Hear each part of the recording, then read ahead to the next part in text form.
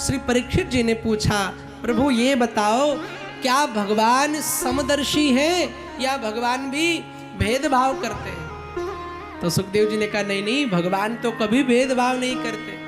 कहा तो आज तक देवताओं पर ही कृपा बरसाई, कभी राक्षसों पर कृपा बरसाई क्या? सुखदेव जी कहते बिल्कुल। बोले किस पर? बोले हिरण्याक्ष जैसे राक्षस के कुल में एक भक्त प्रकट हुआ, श्री प्रहलाद, और प्रहलाद पर भी भगवान ने कृपा की, खंभे से प्रकट होकर के दर्शन दिए। हिरण्याकश्यप उसी दिन से, जिस दिन से हिरण्याक्ष का वध हुआ था, उस दिन से हिरण्याकश्यप भगवान विष्णु को अपना शत्रु समझ बैठा था। प्रतिदिन कोई न कोई ऐसा उपाय सोचता था कि भगवान को हराया जाए। तो जब सारे उपाय विफल हो गए तो क्या किया? सोचा अब मंदराचल पर्वत पर तपस्या करने जाऊंगा ब्रह्मा जी की, तो तपस्या करके आऊंगा, तब भगवान को मारूंगा, अमर हो जाऊंगा। अमर होने के लिए मंदराचल पर्वत पे अपनी पत्नी कयाधु को बुलाया। कयाधु अब मैं तपस्या में जा रहा हूँ। कयाधु ने कहा जितनी जल्दी हो सके जाओ। क्यों? जिनके पति राक्षस जैसी प्रवृत्ति रखते हैं, शराब पीते हैं, वो माताएं तो बेचारी यही सोचती हैं जितनी जल्दी हो सके ये जाए, यहाँ से निकले। ऐसा ही तो है।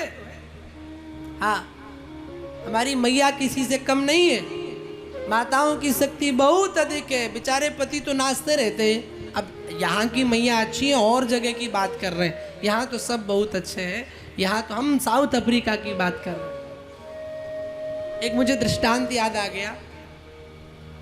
एक पति पत्नी थे, तो उनकी आपस में बड़ी लड़ाई होती थी।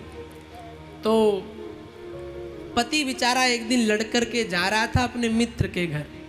तो मित्र से कहा कि मेरी पत्नी बहुत लड़ती है।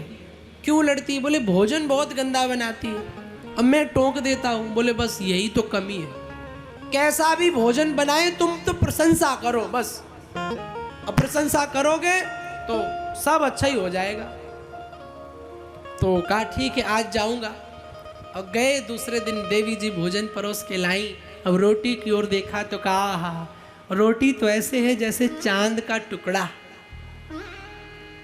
सब्जी इतनी सुंदर जैसा लगता धन्वंतरी ने मसाले डाल दिए हो। अब पत्नी को लगा रोज तारीफ नहीं करते थे, आज बड़ी प्रशंसा। चावल तो ऐसे लग रहे हैं जैसे रबड़ी आ गई हो। अब पत्नी ने जब 3 बातें सुनी, उठाया बेलन और 10 बेलन लगाए।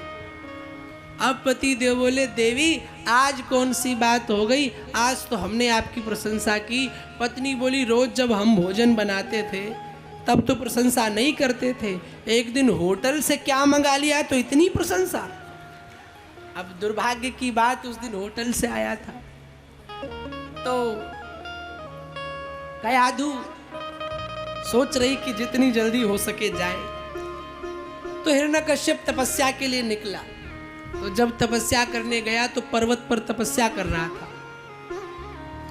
तो तप करते करते जैसे वो ओम ब्रह्म देवाय बोले, तब तक एक वहां पे तोता आ गया, वो नारायण बोले। तो ये ब्रह्मा बोले, वो नारायण बोले। अब क्रोध आ गया और तपस्या छोड़ करके पत्नी के पास आ गया, मार दूंगा तोते को। तो पत्नी ने कहा क्या हुआ सरकार? बोले आज एक तोते ने मेरी तपस्या भंग कर दी। बोले क्यों? बोले वो तोता मेरे शत्रु का नाम ले रहा था। अब कयाधु के मन में आया कैसे भी हो, शास्त्र मैंने पढ़े हैं। कयाधु बड़ी भक्त थी, शास्त्र पढ़े हैं। शास्त्र कहता भाव से जपे चाहे कुभाव से जपे, भगवान का नाम जपोगे तो कल्याण होगा। अब कयाधु कहती सरकार बताओ क्या हुआ? बोले वो तोता बार बार नारायण नारायण बोल रहा था। कयाधु ने कहा सुनाई नहीं दिया क्या बोल रहा था। अरे नारायण, ये नारायण कौन है? अरे वही हरि। अभी कह रहे थे नारायण, अब कह रहे हो हरि। हरि कौन है? बोले वही विष्णु। अब हरि नारायण विष्णु के चक्कर में पति ने भगवान का 108 बार नाम बुलवा लिया अपने पति से, पत्नी ने। उसी समय हिरण्यकश्यप ने अपनी पति के साथ में संसर्ग बनाया, प्रहलाद जी की गर्भ में स्थापित हुए। उसके बाद में हिरण्यकश्यप चला गया तपस्या करने, और इधर कयाधु को इंद्रदेव ने पकड़ लिया, उसके गर्भ में बालक था, सोचा मार दूं क्योंकि हिरण्यकश्यप तो है ही बुरा, इसका बेटा और बुरा होगा, तो पकड़ के मारने चले। सो नारद जी आ गए। नारद जी ने कहा नहीं नहीं ये भक्त होगा, और अपने आश्रम में ले गए। और प्रहलाद जी का जन्म नारद जी के आश्रम में हुआ। उधर हिरण्यकश्यप के सामने ब्रह्मा जी प्रकट हुए, बोले वरदान मांगो क्या चाहिए। बोले सरकार अमर बना दो। बोले अमर नहीं बना पाऊंगा। तो कहा ठीक है 3 4 5 वरदान दे दो। बोले क्या। बोले ऊपर ना मरूं नीचे ना मरूं। ब्रह्मा ने कहा ठीक है। बोले घर से बाहर ना मरूं अंदर ना मरूं। ब्रह्मा जी ने कहा ठीक है। बोले सुबह ना मरूं रात में ना मरूं। ब्रह्मा जी ने कहा ठीक है। बोले साल के 12 महीनों में ना मरूं। ब्रह्मा जी ने कहा ठीक है। बोले आपकी बनाई हुई सृष्टि से ना मरूं। ब्रह्मा जी ने कहा ठीक है। बोले अस्त्र शस्त्र से ना मरूं। ब्रह्मा जी ने कहा ठीक है। अब बताओ कुछ बचा। दुष्ट व्यक्ति चतुर बहुत होता है, भक्त ज्यादा चतुर नहीं होता, सीधा साधा होता है। पर जो 2 नंबर का आदमी होगा, बड़े बड़े देवताओं को भी अपनी बातों में ऐसा फंसाएगा कि तुम जैसे बड़े बड़े पानी की तरह बह जाओगे। इसीलिए अपनी संगति क्लब जाने वालों के साथ मत बनाओ। अपनी संगति किसके साथ बनाओ? जो तुम्हें कथा में ले जाए, जो तुम्हें कीर्तन में ले जाए, उनके साथ बनाओ। श्री प्रहलाद जी का जन्म हुआ। प्रहलाद जी बचपन से ही भगवान के बहुत बड़े भक्त हैं। इतनी भक्ति करते कि जब 5 वर्ष के हुए एडमिशन हुआ तो बच्चों को भी नारायण नारायण सिखाते। एक दिन हिरण्यकश्यप ने अपने बेटे को बगल में बिठाया। बेटा क्या विद्यालय में सीखा? तो प्रहलाद जी नवधा भक्ति का उपदेश देने लगे, नारायण नारायण जपने लगे। पिता को क्रोध आ गया, ओहो ये मेरा बेटा शत्रु का नाम लेता है। आदेश दे दिया जाओ इसको हाथी के आगे कुचलवा दो। एक बात कहूँ, जब तुम भक्ति के मार्ग पर आगे बढ़ोगे तो ये मत सोचना कि लोग मेरी पूजा करेंगे। भक्ति के मार्ग पर बड़ी कठिनाइयां हैं। जैसे ही आगे बढ़ोगे दुनिया वाले कहेंगे अरे ये ढोंगन हो गई, ये तो पागल है, कल खूब इधर उधर की बात करती थी आज बड़ी भक्त बनती है। दुनिया ताना देते हैं। टीका लगा लोगे तो दुनिया मजाक उड़ाएगी। आज हमारी कल्चर संस्कृति ऐसी हो गई कि मार्केट में अगर कोई ब्राह्मण धोती पहन के निकल जाए तो लोग ऐसे देखते हैं जैसे कोई मदारी आ गया। सच बता रहा हूं। एक और चीज मांगना चाहता हूं आप सबसे, जो लोग टीवी पर कथा देख रहे हैं उनसे भी मांगना चाह रहा हूं। एक निवेदन करूंगा, हफ्ते में एक दिन अपनी भारतीय वेशभूषा पहना करो। एक दिन पुरुष वर्ग के लोग धोती कुर्ता और माताएं साड़ियां जरूर पहना करो, जरूर पहना करो। भक्ति मार्ग में आगे बढ़ोगे तो लोग तुम्हें माला नहीं पहनाएंगे, लोग तुम्हें सताएंगे। पर जो सताने दो दुनिया को, दुनिया क्या कहती इस चक्कर में ना पड़ो। आजकल इंसान इसी चक्कर में पड़ा है कि 4 लोग क्या कहेंगे। हाँ क्या कहता है आदमी, अरे ये काम करेंगे तो 4 लोग क्या कहेंगे। और सच बताऊं वो 4 लोग अंतिम समय में एक ही बात कहते हैं अर्थी पकड़ के, राम नाम सत्य है, इसके अलावा कुछ नहीं कहते हैं, यही कहते हैं। इसलिए 4 लोग भी यही बात कहेंगे तो अभी कम से कम मान लो। प्रहलाद जी को सताया गया, प्रहलाद जी ने भक्ति नहीं छोड़ी। होलिका बहन हिरण्यकश्यप की आई, प्रहलाद जी को जलाने का प्रयास किया, प्रहलाद जी नहीं जले, होलिका जल गई। एक दिन प्रहलाद जी को के पिता को क्रोध आया, पकड़ लिया हाथ, कहा बताओ तुम्हारा भगवान कहाँ है। अब जैसे ये बात पूछी, प्रहलाद जी ने कह दिया पिताजी कौन सी जगह है जहां पर मेरे भगवान नहीं है। सिय राम में सब जग जानी, ईश्वर हर जगह है। गोस्वामी तुलसीदास जी ने जब ये चौपाई लिखी सिय राम में सब जग जानी, तो लिख करके जा रहे थे। अब गोस्वामी जी के मन में तो यही भाव था कि सब जगह राम है। तो एक बच्चा आया और बोला बाबा इस रास्ते से आगे मत जाना, एक बैल आ रहा है, वो मारने वाला बैल है, आपको मार देगा। गोस्वामी जी ने कहा मैंने अभी लिखा है सिय राम मैं सब जग जानी, उस बैल में भी मेरे राम होंगे। गोस्वामी जी गए, बैल सामने आया, बैल ने ऐसा मारा गोस्वामी जी 10 कदम पीछे गिरे। तुलसीदास जी आए, बोले चौपाई फाड़ दूंगा। फाड़ने चले, हनुमान जी प्रकट हो गए। गोस्वामी जी क्या कर रहे हो? बोले मैंने अभी लिखा सिय राम सब जग जानी, और अभी भी देखा कि राम जी नहीं मिले, उस बैल ने मुझे मारा। हनुमान जी ने कहा ये बताओ, तुम चौपाई तो लिखे पर अर्थ नहीं समझ पाए। इसमें लिखा था सिय राम मैं सब जग जानी, तो तुमने बैल में तो भगवान की अपेक्षा कर ली, लेकिन जो बच्चा समझाने आया था उसमें अपेक्षा क्यों नहीं की? क्या पता वो राम जी ही समझाने आए हो।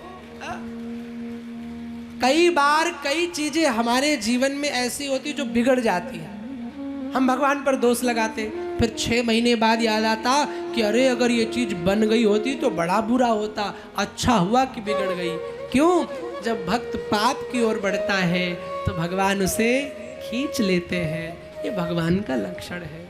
प्रहलाद जी ने कह दिया मेरा ईश्वर तो सब जगह है। अच्छा, सामने एक खंभा लगा था, कहा बताओ क्या खंभे में तुम्हारा राम है?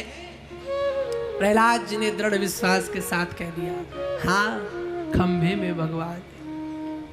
अजय से ये बात कही, हिरण्यकश्यप ने तलवार उठाई, तलवार उठा करके खंभे में जोर से मारी।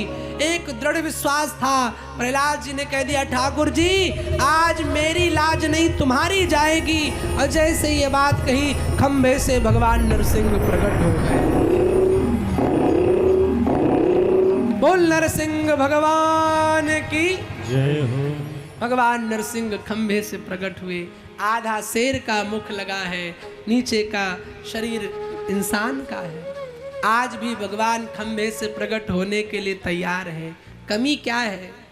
सूर्य अनेक फिरे कण मागत, पै पद सूर सुस्वाद कहा। अंधे तो बहुत फिर रहे हैं, क्या सूरदास जैसा भाव है? नहीं। पुनि ताल बजाती मजीरा फिरे, मीरा मतवारी सी चाह। श्री राम कथा कितनों ने लिखी, पर तुलसी जैसी मर्याद कहाँ। और नरसिंह बसे प्रति खंभन में, पर काढ़न को प्रहलाद। आज भी नरसिंह भगवान हर खंभे में विद्यमान है, पर हम और आप प्रहलाद नहीं बन पा रहे। नरसिंह भगवान प्रकट हो गए, हिरण्यकश्यप को उठाया और बीचों बीच घर की दहली पर बैठ गए, अपनी गोद में बिठा लिया। नरसिंह से हिरण्यकश्यप बोला भगवान से तुम मेरा कुछ नहीं बिगाड़ सकते। अंगूठा दिखाने लगा, वो तीली लीली करते हैं ना। बोले क्यों? बोले मैंने वरदान मांगा है, ना मैं घर के बाहर मरूं ना अंदर मरूं। भगवान ने कहा तेरे इसी वरदान के खातिर वैसे तो मेरे लिए बड़े बड़े कमल के आसन बिछाए जाते हैं, पर आज घर की चौखट पे बैठा। बोले एक और वरदान मांगा। बोले क्या? बोले मैंने ये मांगा है, ना मैं अस्त्र से मरूं ना मैं शस्त्र से। भगवान ने हाथ उठाया, नाखून दिखाए, देख तेरे इसी वरदान के खातिर आज 3 महीने से ब्यूटी पार्लर पे जाके नल नहीं कटवाए, नाखून नहीं कटवाए। क्यों? तेरे लिए तैयार कर रहा हूं, नाखून से पेट फाड़ूंगा। तब कहते फिर भी नहीं मार पाओगे। क्यों? मैंने वरदान मांगा है, न सुबह मरूं न रात में मरूं। भगवान बोले ये भी देख ले कौन सा समय है। बोले ओहो ये तो शाम का समय है, लेकिन तब भी नहीं मार सकते। बोले क्यों? बोले मैंने यह भी वरदान मांगा है कि ब्रह्मा की बनाई किसी सृष्टि से ना मरूं। भगवान ने कहा ब्रह्मा हमको नहीं बनाते, हम ब्रह्मा को बनाते। अब तो हिरण्यकश्यप को डर लगने लगा, लेकिन अभी भी कुछ पॉइंट है। बोला मैंने यह भी वरदान मांगा है कि मैं साल के 12 महीनों में ना मरूं। अब भगवान चुप हो गए। भगवान ने कहा तेरे इस वरदान के लिए बड़ा समय लग गया मुझे, नहीं तो कब का आ जाता। मैंने ब्राह्मणों की खोपड़ी खाली कर दी, कभी एक तिथि घटाई, कभी एक तिथि बढ़ाई, कभी 2 द्वादशी, कभी 1 एकादशी, कभी 2 पूर्णिमा, तब जाके तेरे लिए एक्स्ट्रा मंथ अधिक मास तैयार किया है। ये तेरे लिए स्पेशल बनाया है। इतनी सारी पंचांग खाली हो गई तब तेरे लिए बनाया है। अब हिरण्यकश्यप जान गया मैं बचने वाला नहीं हूँ। भगवान को क्रोध आया, प्रहलाद जी की ओर देखा, अंतड़ियों को फाड़ दिया, छाती को फाड़ दिया, अंतड़ियों को धारण कर लिया। भगवान को भयंकर क्रोध, आंखों से लपटें निकलने लगी अग्नि की। जब आंखों से, नेत्रों से लपट निकलने लगी, तब सब बोले कि अब कोई चुप कराए भगवान को, क्रोध बहुत ज्यादा हो रहा है। तो कौन जाए भगवान के आगे, अब इतना क्रोध कौन जाए? तो एक ऑप्शन मिला नारद जी को। बोले पति देव नाराज हो तो कौन मना सकता है?